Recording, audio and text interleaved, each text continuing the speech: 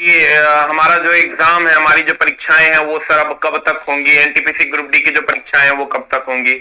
आगे की cut off पर कैसे कैसे इफेक्ट पड़ने वाला है, जो तत्काल की परिस्थिति अभी है या इससे पहले जो परिस्थितियां गुजरी है उसके अनुसार। प्यारे बच्चों, पहले तो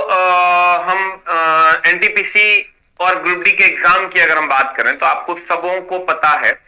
कि मार्च के पहले वीक में कमेटी की सारी रिपोर्ट आ जानी है। और जैसा कि सर बातें चल रही है, जैसा कि इस बीच में भी 2 दिन पहले मैंने चेयरमैन सर से फिर से बात की थी और अंदर की जो बातें निकल कर आ रही हैं, लगभग ये बातें क्लियर है कि आपको अब आगे क्या करती है रेलवे भर्ती बोर्ड, इस पर कोई चर्चा नहीं कर सकते। लेकिन आगे का जो आपका एग्जाम है वो मार्च के सेकेंड वीक के बाद,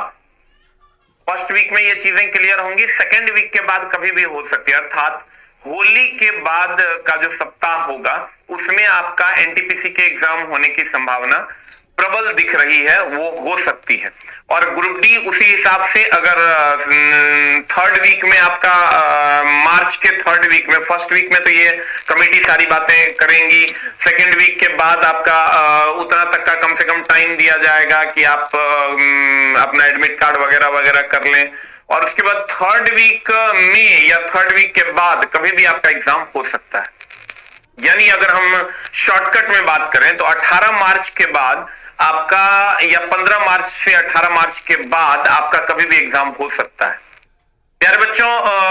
रेलवे भर्ती बोर्ड को भी ये पता है, आरआरबी को पता है, रेलवे मिनिस्टर को ये पता है कि बच्चे अब इसलिए बर्दाश्त किए हुए हैं क्योंकि हमने उनको कहा है कि 4 मार्च तक कमेटी रिपोर्ट देगी, तो उनको उनके ऊपर भी बहुत सारा प्रेशर है। पीएमओ ने खुद से मीटिंग की थी, पीएमओ ने इस पर सारी बातें की,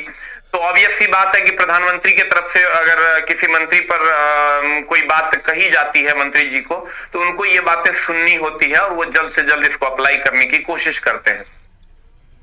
तो प्यारे विद्यार्थियों, हमको ऐसा लगता है कि मार्च लास्ट में आपका एग्जाम होने की प्रबल संभावना है एनटीपीसी की, और ग्रुप डी को आप वही मार्च के लास्ट और अप्रैल के फर्स्ट में रख सकते हैं। क्योंकि जो एनएससीआईटी है या टीसीएस है, आप अगर एनएससीआईटी की बात करो, अभी तो आपका एनटीपीसी टीसीएस ही लेगी, लेकिन ग्रुप डी आपके यहाँ एनएससीआईटी लेगी, तो टीसीएस की अगर हम बात करें तो लगभग 81,000 के आसपास उसकी कैपेसिटी है। तो आपका एग्जाम 1 सप्ताह के अंदर एनटीपीसी का हो जाना है। 1 सप्ताह में एनटीपीसी का एग्जाम लगभग कंप्लीट करवा दिया जाएगा और उसके बाद आपका फिर ग्रुप डी का एग्जाम होगा। तो अगर आप अभी से टाइम को एनालाइज करते हैं, देखिए इस चीजों को एनालाइज करना बहुत जरूरी होता है। अगर आप अभी से टाइम को एनालाइज करते हैं तो मैं जहां तक देख पा रहा हूं कि एनटीपीसी वाले बच्चों के पास लगभग 1.5 महीने से भी कम का समय बचा हुआ है, और ग्रुप डी वाले बच्चों के पास भी लगभग 1.5 महीने का समय बचा हुआ है।